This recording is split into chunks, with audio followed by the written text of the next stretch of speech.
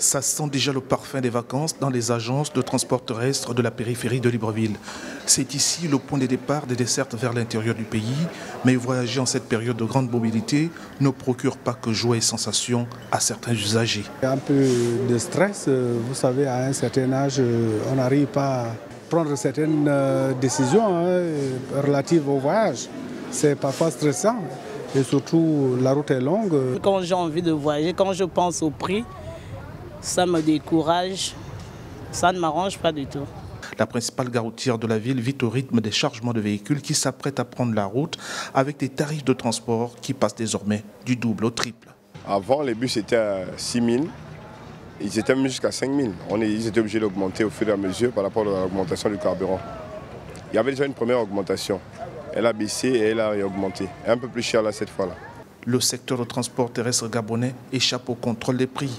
Conséquence, l'anarchie s'y est installée dans la durée. Pour les automobilistes, cette situation est aggravée par les taxes à payer à chaque contrôle routier. Le prix du transport a été homologué, mais ça remonte. C'est les années 81. Ça n'a jamais été revu jusqu'au jour d'aujourd'hui. Vous voyez un peu. Il y a Sogatra, qui est pour l'État, c'est une société d'État. Bon, nous, privés, qu'est-ce qu'on fait? Ils ne payent pas le carburant, ils ne payent pas les agents sur la route, parce que nous les payons sur la route.